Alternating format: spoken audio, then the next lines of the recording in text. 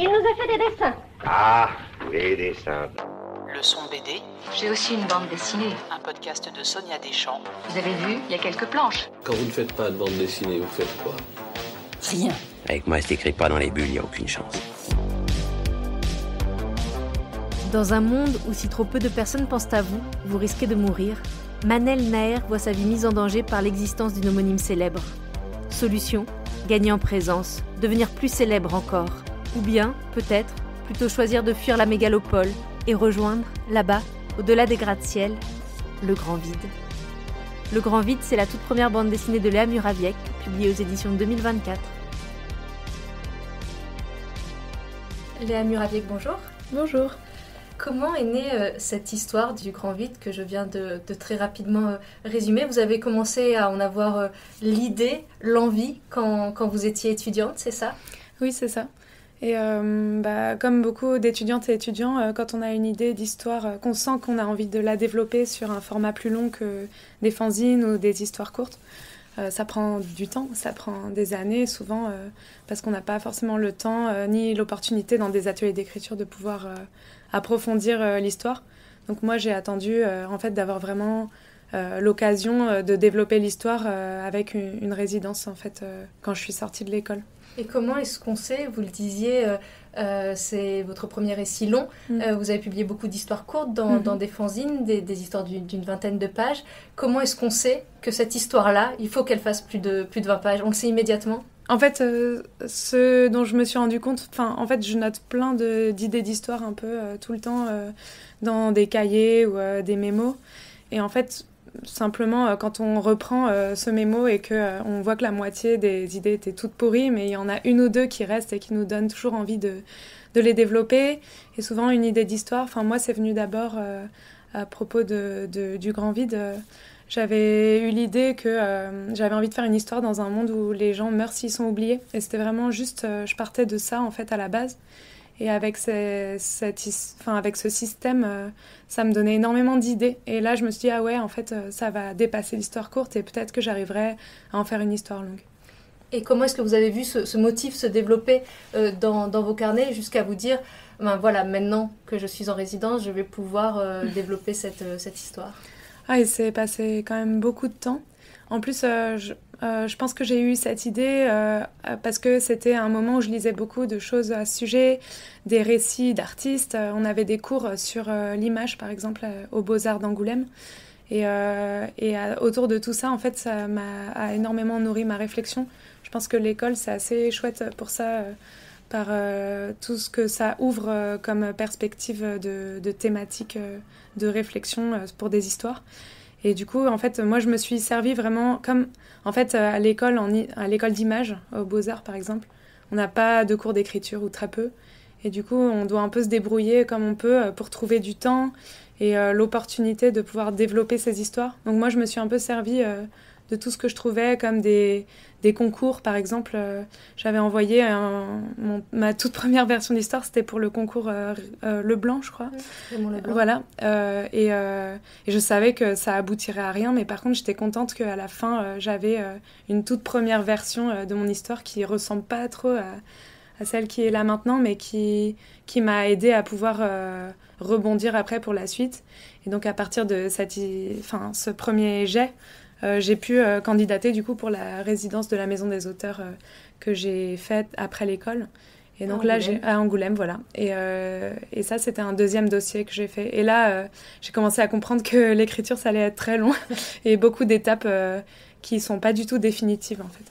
Et on va bien évidemment revenir sur ces différentes étapes, mais peut-être un mot justement je parlais tout à l'heure du moment où on se dit, tiens, ça peut faire un récit plus long. À partir de quel moment est-ce que vous vous êtes dit, bon, ça y est, je peux le présenter à des éditeurs, ou en tout cas, ça y est, je suis sûre de moi et je sais que je vais aller jusqu'au bout et que ça tient la route et que j'ai envie que ce soit ça mon premier album?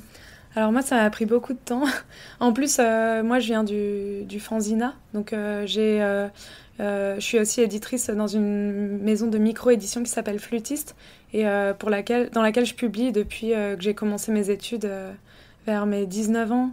Et après, je suis devenue aussi éditrice. Donc en fait, j'avais déjà ce rapport aux éditeurs Par contre, j'avais pas trop confiance en moi. Je me sentais, même une fois en résidence, en fait, entourée d'autres autrices et auteurs beaucoup plus expérimentés. J'avais du mal à me sentir être autrice, en fait.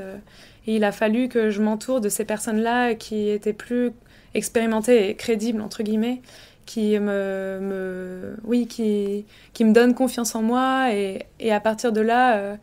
au début de ma résidence, j'ai eu beaucoup de mal à croire dans mon projet, même si on m'a donné une résidence pour ça. Et petit à petit, j'ai fini par me convaincre et à me lancer dans l'écriture. Et là, au moment où je me sentais prête à montrer mon travail, je me sentais aussi du coup prête à avoir une intervention extérieure qui était celle d'un éditeur. Et c'est aussi quelque chose que j'aime bien, avoir des retours sur mon travail. Mais par contre... le moins possible parce que c'est assez intimidant aussi de montrer son travail. Et à quel moment est-ce que ça s'est fait? Puisque vous avez mis environ 2 ans, je crois, à réaliser cet album. À quel moment est-ce que vous avez rencontré les équipes des éditions 2024? À partir de quel moment est-ce qu'ils ont commencé justement à intervenir ou en tout cas à avoir des échanges avec vous? Alors, c'était à peu près à 4 mois de résidence, je crois. 4 mois. Et là, j'avais constitué un dossier en fait, j'avais déjà pas mal réécrit mon histoire, mais j'avais encore rien découpé, rien dessiné, parce que je me doutais, pour avoir fait aussi un stage dans une maison d'édition qui sont les éditions 2024, je savais en voyant passer des dossiers qu'on est souvent amené à retravailler beaucoup son scénario ou son découpage. Je voulais pas perdre trop de temps non plus. Et du coup, à partir de ces 3-4 mois d'écriture intensive, là je me sentais prête à montrer un dossier bien découpé avec des planches finies et là j'étais prête à essuyer des refus, mais au final ça s'est très bien passé. Donc voilà. Vous n'avez présenté que à 2024? Non, à beaucoup d'autres éditeurs, et j'ai eu beaucoup de propositions de publication. Donc là aussi c'était assez intimidant pour moi parce que je m'attendais pas du tout à ça. Du coup, forcément, ça donne confiance en soi.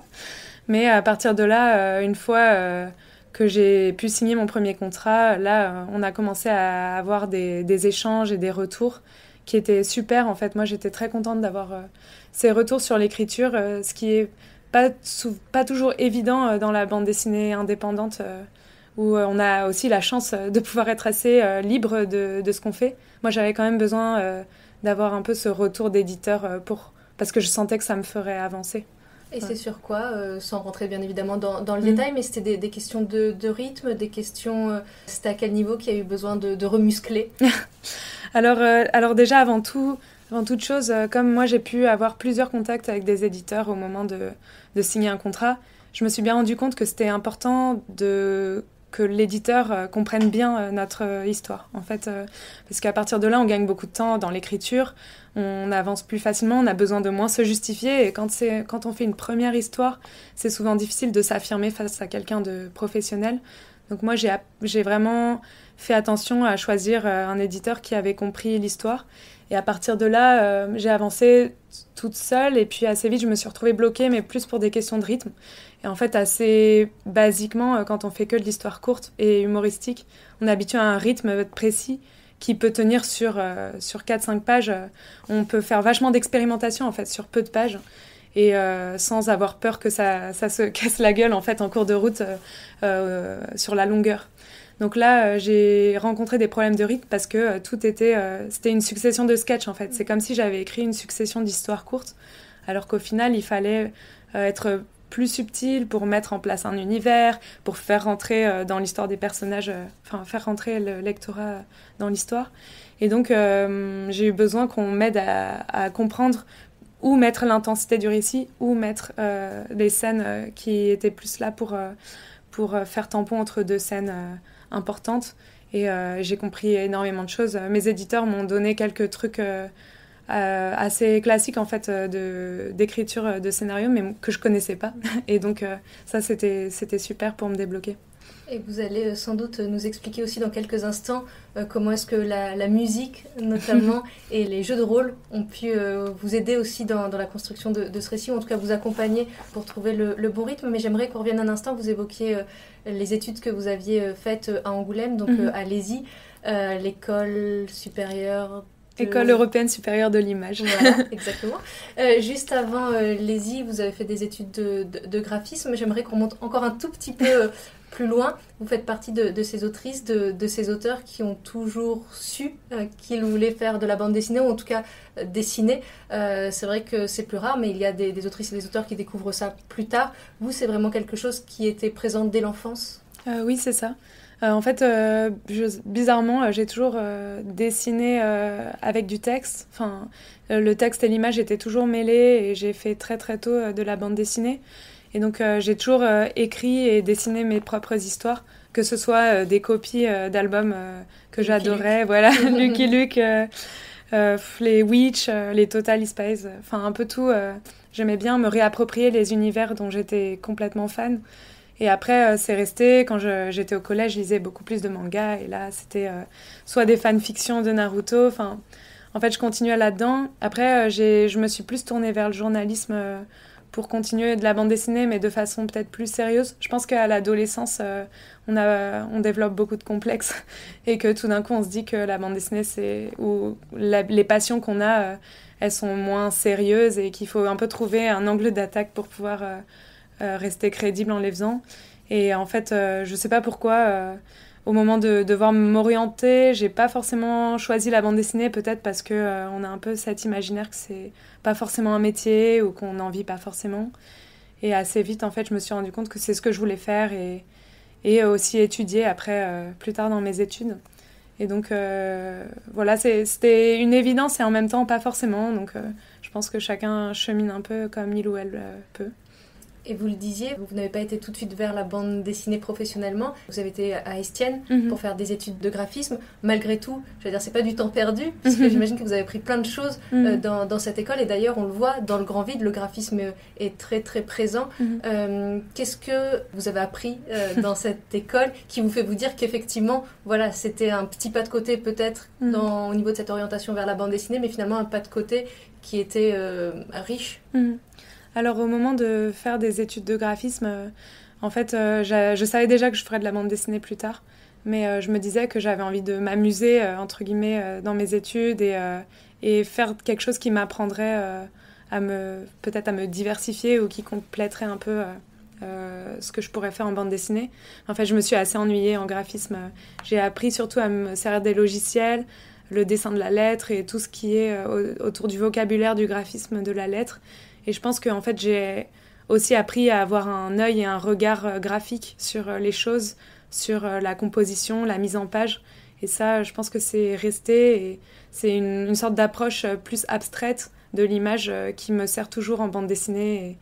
Et oui, le dessin de la lettre, mais ça, c'est quelque chose que je faisais aussi quand j'étais enfant. Je copiais des lignes de calligraphie gothique. J'étais une enfant un peu bizarre, je pense, mais en tout cas, c'est quelque chose que j'aimais aussi, au même titre que le dessin, en fait. Voilà. Et vous parliez du manga, que vous lisiez beaucoup au collège et au lycée. Et finalement, c'est pendant vos études supérieures que vous avez découvert la bande dessinée plus indépendante. Quels univers est-ce que vous avez découvert à ce moment-là pendant vos études à l'ESI ? À l'ESI, j'ai découvert une bande dessinée plus... conceptuelle, on va dire, qui se soucie peut-être pas forcément de raconter quelque chose, ou en tout cas juste par l'image. Donc c'était intéressant. J'ai découvert le travail de Jochen Gerner, Yuichi Yokoyama, et alors qu'en BTS, j'étais dans un cercle d'amis qui découvraient la BD aussi, mais du coup c'était peut-être plus Brecht Evans ou Pénélope Bagieux, enfin...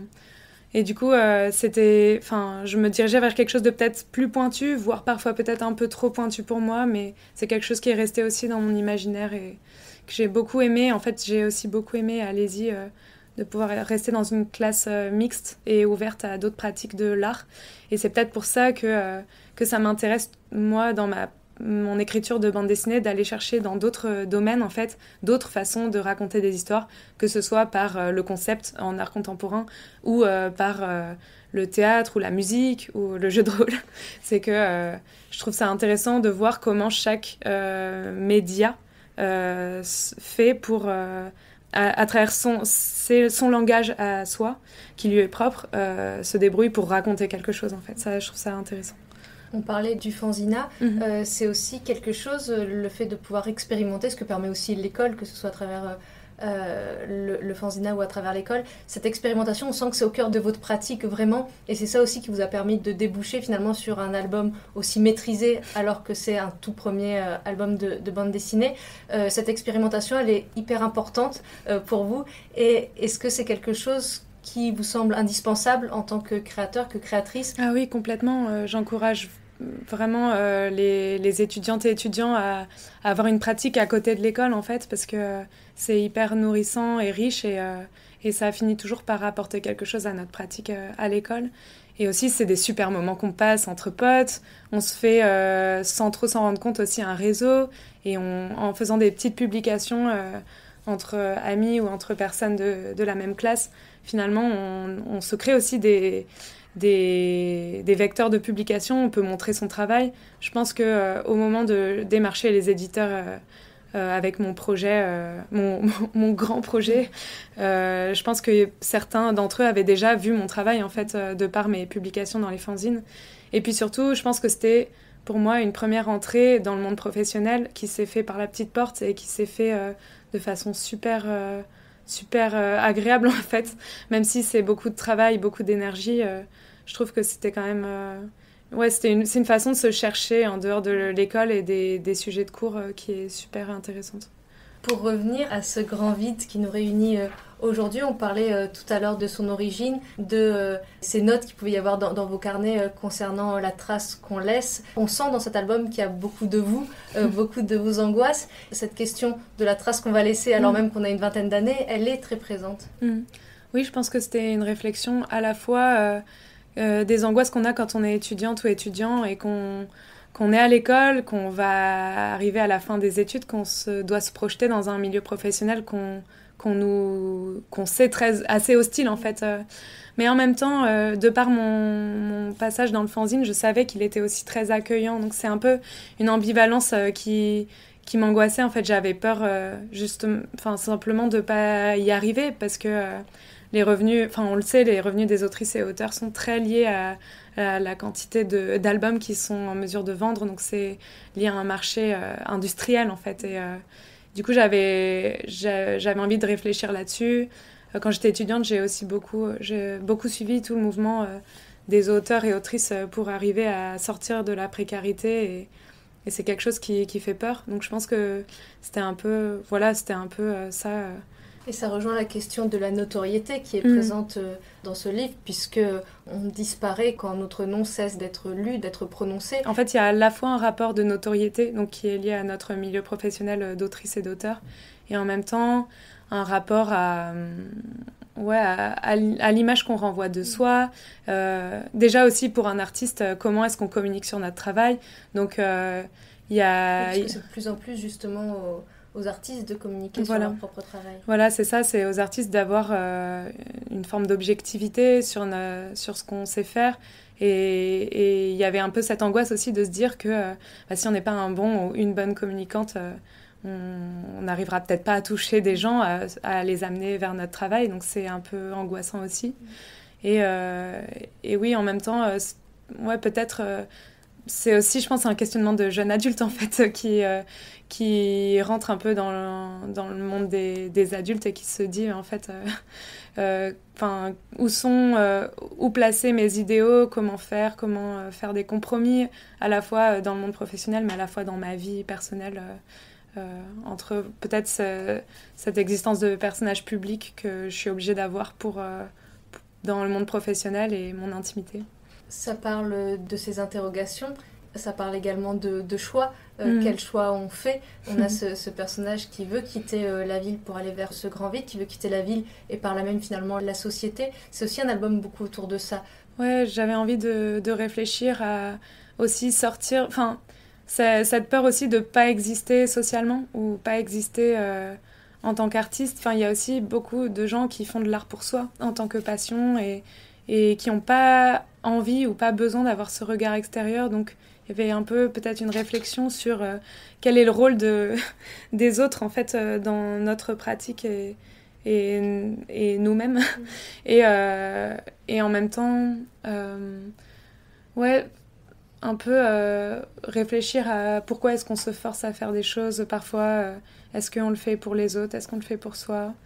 Et je voulais dire autre chose, mais j'ai oublié. C'est en cela que effectivement, ça dépasse complètement la question de l'artiste. C'est-à-dire que cet album, et c'est ce qui fait aussi son succès, c'est que, bien évidemment, que ça parle, comme vous le disiez, à tout le monde et qu'il est question d'une jeune adulte et pas d'une artiste. Donc, même si ça, forcément, ça charrie des angoisses qui sont les vôtres, en tout cas, c'est quelque chose de très universel. On l'entend quand vous en parlez. Oui, et puis toute cette question autour du choix, je pense que peut-être que c'est quelque chose qui est plus lié à ma génération ou peut-être à mon âge aussi, je sais pas, la peur qu'on a de faire des choix définitifs ou alors même, j'avais envie de réfléchir aussi autour d'une situation que j'ai essayé d'exposer dans mon livre qui est un peu une sorte de malchance. Il y a mon personnage principal qui se retrouve avec ce problème qui lui tombe dessus et en fait c'est du hasard, elle peut en vouloir à personne.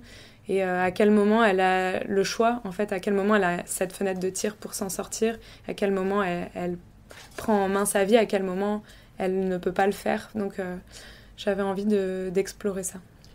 Je parlais de la ville que votre personnage veut quitter. Comment est-ce que vous avez imaginé votre ville? Vous avez étudié à Shanghai dans le cadre d'un échange Erasmus. Pour autant, vous ne vouliez pas précisément que cette ville du grand vide soit Shanghai. Vous vouliez vraiment que ce soit une mégapole qui pourrait être Shanghai comme New York. Comment est-ce que vous l'avez imaginé et comment est-ce que vous l'avez, de manière très concrète, dessiné? En fait, j'ai d'abord fait une série de dessins un peu préparatoires pour mon histoire. Donc j'avais déjà commencé un premier jet d'histoire. Et à partir de là, au mois d'octobre 2017, j'ai fait une série de dessins, de 31 dessins autour du défi internet qui s'appelle Inktober. Et du coup, tous les jours pendant le mois d'octobre, j'ai fait un dessin par jour autour de mon histoire. Et en fait, je ne m'attendais pas du tout à voir surgir ces ambiances de Shanghai qui étaient restées dans mon imaginaire mais que je n'avais pas cherché à sortir. Mais peut-être que plus je dessinais autour de mon histoire, et plus mon langage graphique se précisait et s'étoffait un peu comme si j'écrivais avec des mots. Là, je dessinais en fait et je construisais petit à petit l'univers graphique de ma ville. Le but pour moi de cette série de dessins, c'était d'explorer en fait cette ville et cet univers et de trouver toujours des nouveaux angles, nouveaux points de vue en fait, qui pourraient enrichir aussi le récit. Donc j'ai un peu essayé tout au long de l'écriture du livre que le dessin et l'histoire se répondent en fait et se nourrissent mutuellement. Et cette ville, finalement, avec ces immenses bâtiments, ces bâtiments très très hauts et avec toutes ces enseignes où on retrouve le nom de personnes, puisqu'effectivement, on le disait dans le récit, les personnes ont besoin que leur nom soit visible. Finalement, cette ville a une tête de cimetière avec toutes ces enseignes.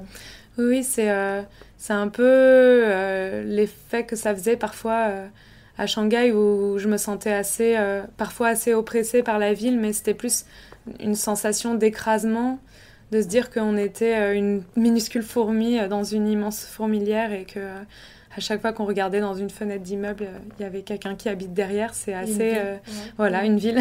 C'est assez fascinant, je trouve. Et moi, ça me fait un peu le même effet dans les cimetières. Donc, je vois cette étendue de noms qui m'évoquent rien. Et désolée pour les morts, mais il y a un peu cette fascination de se dire que c'est une liste de noms qui peut-être n'évoque plus rien pour personne sur Terre et qui a cette trace qui reste. Et voilà, et pourquoi?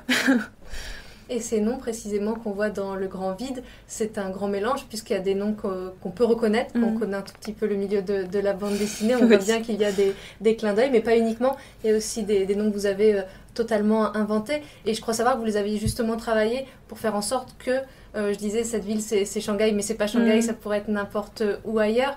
Ces noms aussi, vous les avez travaillés pour que ce soit vraiment une ville cosmopolite. Oui.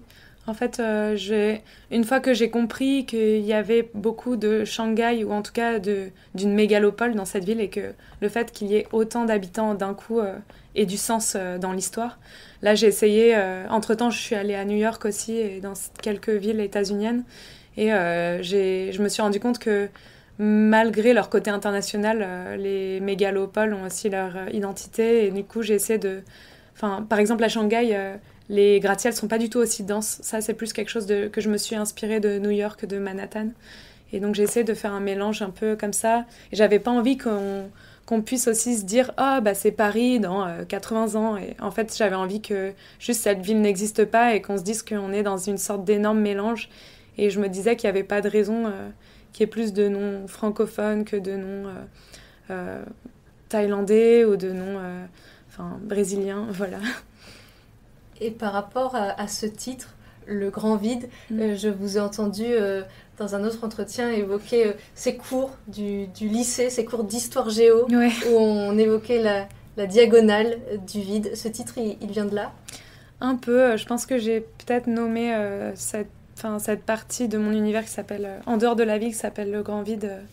Je pense que ça tient de ça, oui. Un peu ces souvenirs que cette partie-là géographique, en fait, on pourrait appeler toute une partie géographique d'un pays en fonction de sa capacité productive. Je trouvais ça assez fou de mettre un peu ce tampon là-dessus, ce label. Ce critère-là, voilà, c'est vide, mais c'est plein d'autres choses si c'est vide d'économie. Et puis finalement, je pense que ce récit, il parle beaucoup de productivité, de rapport à la quantité. Et qu'est-ce qu'on fait de cette quantité-là et qu'est-ce qu'elle dit de nous et de ce qu'on cherche. Et du coup, ce rapport-là au vide et au plein, ça avait un sens. Je le disais tout à l'heure, le jeu de rôle a pu avoir une influence sur l'écriture de cette bande dessinée et la musique. De quelle manière est-ce que ça a accompagné l'écriture du Grand Vide ? Alors, j'étais un peu désespérée à ce moment-là. J'étais vraiment coincée dans l'écriture. Et là, quand je suis coincée en général, que je tourne en rond, je me mets à composer de la musique. Du coup, je fais ça sur logiciel sur mon ordinateur. Et je me suis rendu compte qu'en fait, en composant, j'arrivais à rentrer dans des sortes d'états, peut-être pas de transe, mais d'émotions qui étaient plus facilement véhiculées par la musique que par les scènes que j'avais du mal à écrire. Et du coup, à partir de là, je me suis mise à écrire beaucoup plus en musique. Et c'est vrai que dans la musique, il y a une forme de théorie de l'émotion, ou en tout cas du rythme, clairement, et qui fait que je comprenais beaucoup mieux en fait que dans une histoire où je découvrais tout au niveau du rythme. Là, comparé à la construction d'un morceau de musique avec introduction, couplet, pont, refrain, là c'était beaucoup plus clair pour moi. Et puis cette histoire de jeu de rôle, en fait, je n'y joue pas du tout, mais j'avais besoin de comprendre comment est-ce que... c'était un moment dans mon récit où j'arrivais pas à créer du suspense. En fait, mon histoire était très monotone, mais vers le haut, c'est-à-dire que c'était toujours extrêmement drôle. Enfin non, je me vante pas. C'était juste un enchaînement de gags, et en fait, du coup, il n'y avait aucun rythme. Voilà. Et à partir de là, je me suis dit, mais comment je vais faire pour créer une intrigue, créer du suspense, comment on fait ? Et du coup, je suis allée voir sur des forums de jeux de rôle des conseils donnés aux meneurs de jeu pour créer du suspense en direct. Et ça, en fait, c'est quelque chose de très codifié. C'est qu'on prend une histoire, on sait vers où ça va. Moi, je connaissais la fin dès le début en fait, de mon histoire, mais je ne savais pas comment y amener le lecteur ou la lectrice. Et du coup, il fallait que je comprenne comment est-ce que tout d'un coup, on crée de l'action, on crée une coupure pour après mieux revenir au sujet principal en ayant fait vivre d'autres aventures aux personnages qui les font évoluer aussi. Donc voilà, j'ai trouvé des exemples super intéressants de comment briser en fait le rythme du récit pour perdre un peu le lecteur et qu'il oublie qu'à un moment, en fait, il avait certaines attentes. C'était aussi beaucoup jouer sur les attentes du lectorat pour l'emmener où moi je voulais.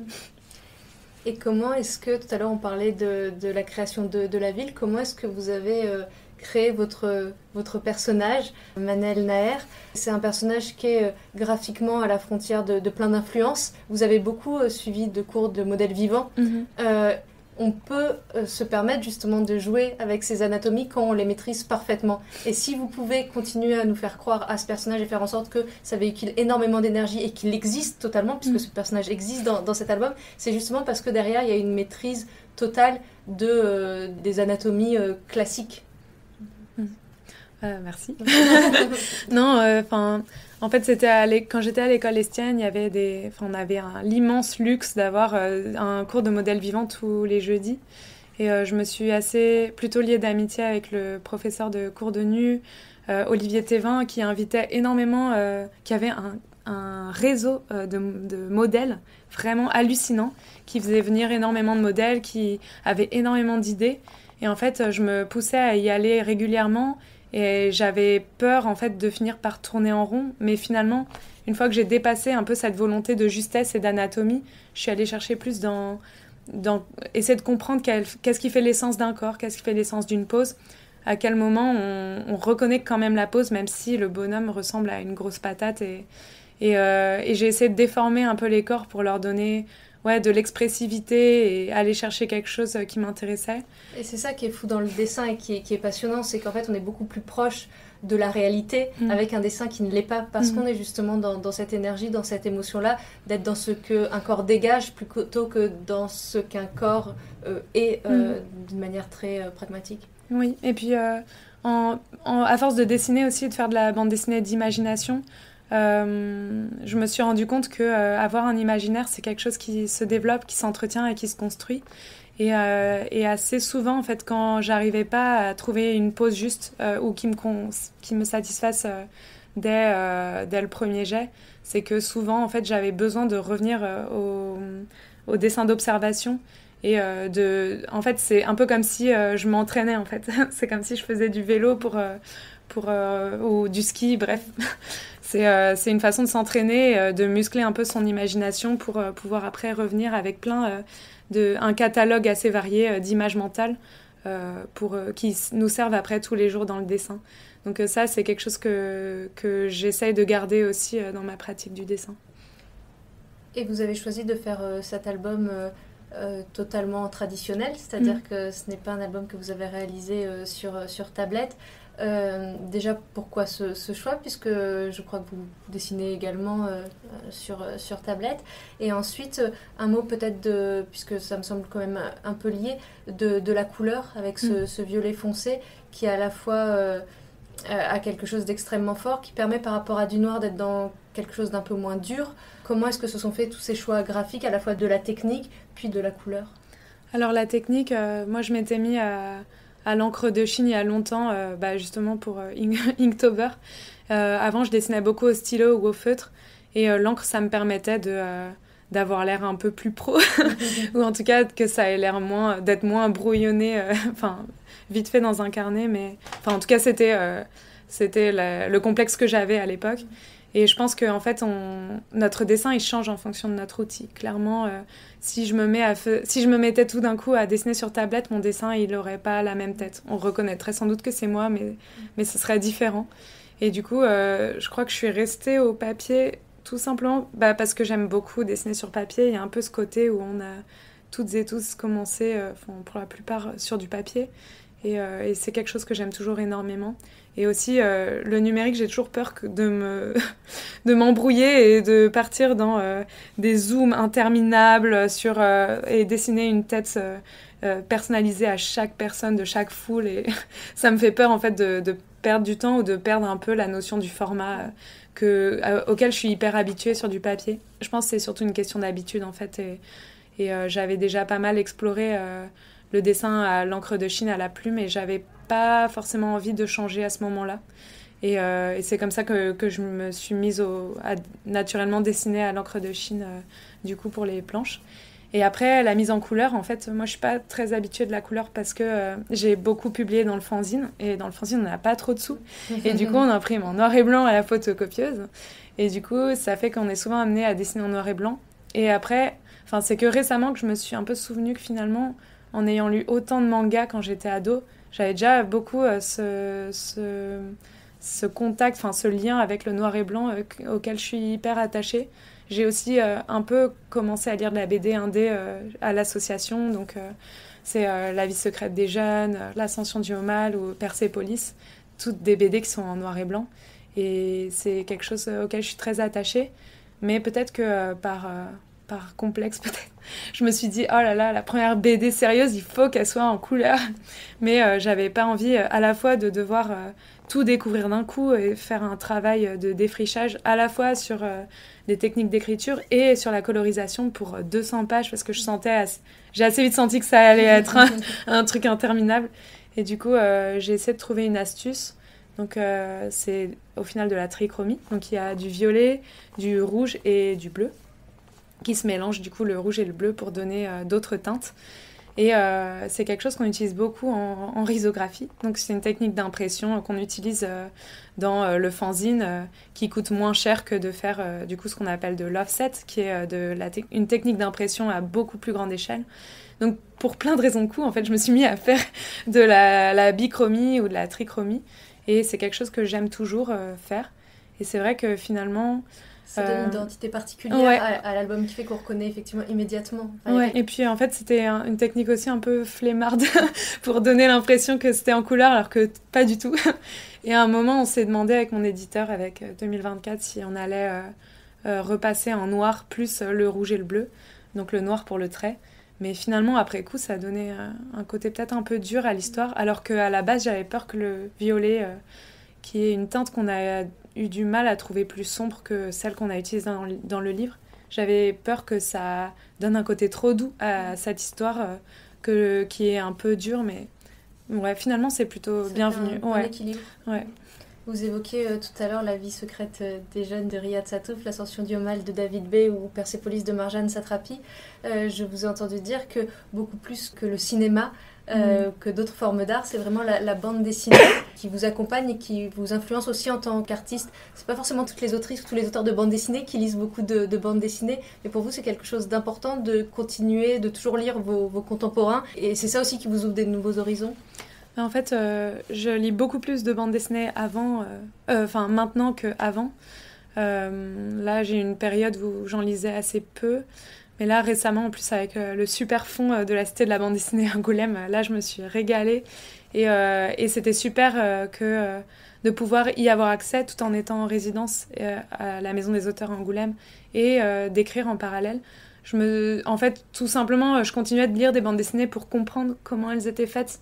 Je crois que j'ai accédé à une deuxième lecture de mes bandes dessinées préférées parce que j'étais en train d'écrire et du coup je voyais les ficelles d'écriture et j'ai eu du plaisir à relire des bandes dessinées, à comprendre comment est-ce que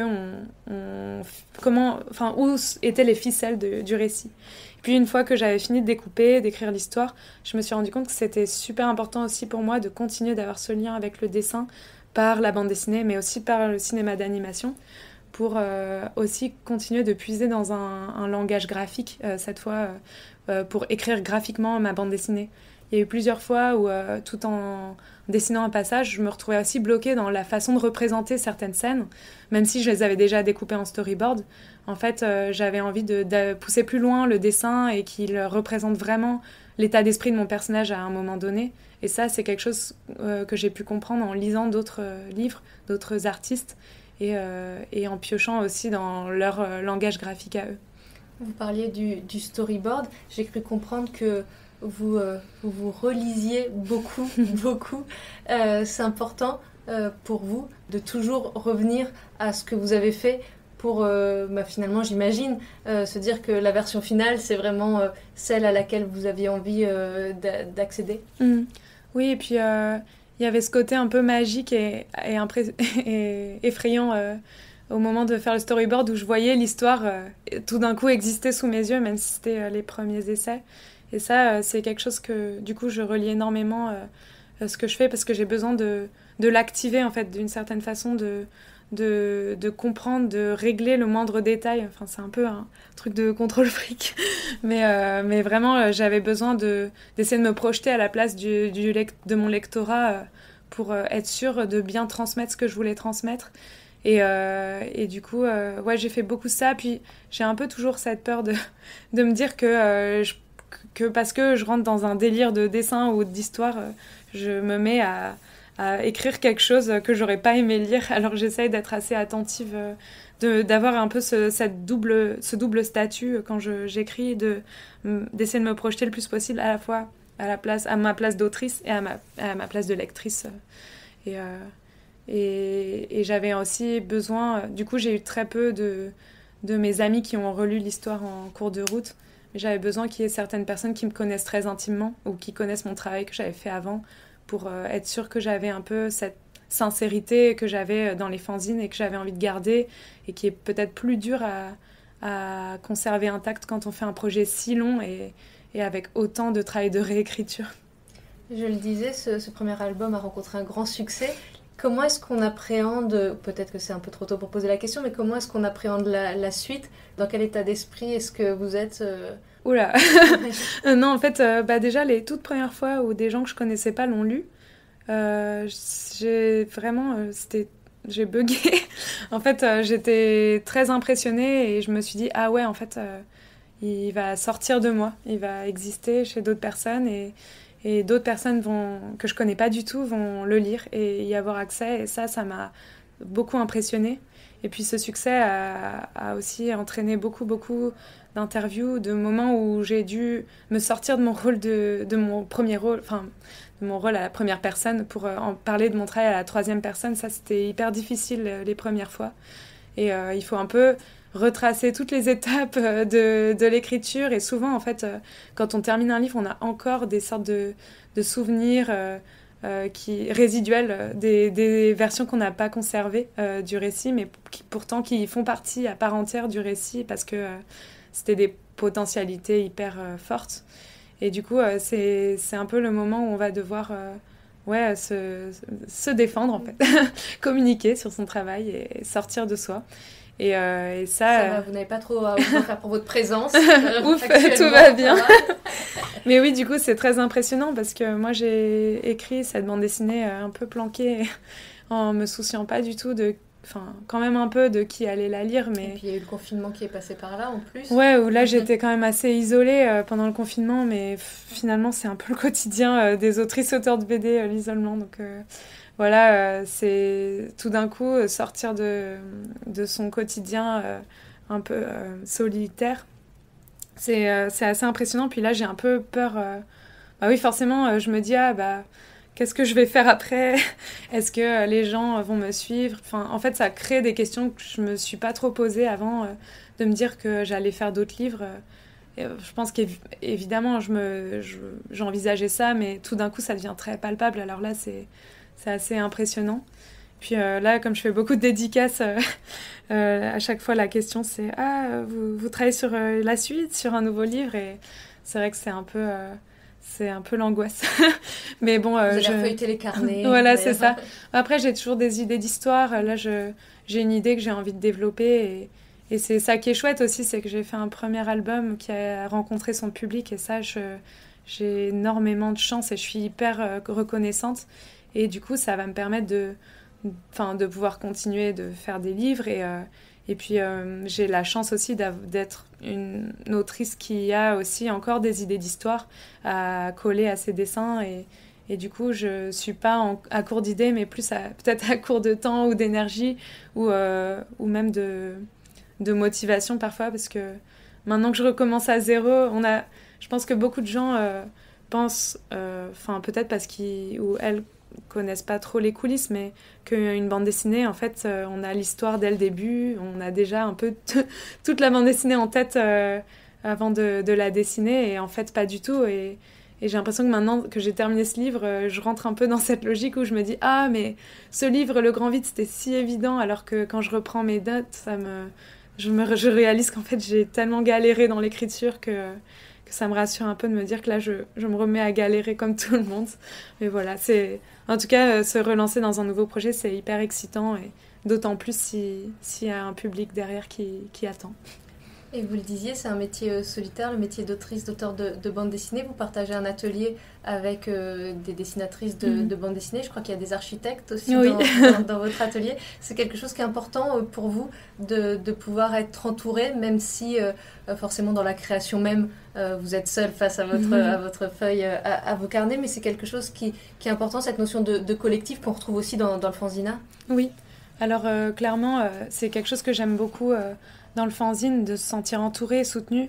En fait, tout simplement, ça donne de l'énergie parce que, comme tout le monde, même les gens qui font pas de la BD, on a des hauts et des bas. Et c'est surtout que dans des périodes d'écriture, pour un artiste, on est tellement dans sa tête et tellement souvent connecté à ses émotions que les périodes un peu de déprime prennent un peu toute la place. Donc ça, c'est super de pouvoir sortir la tête de soi quand on est dans un atelier.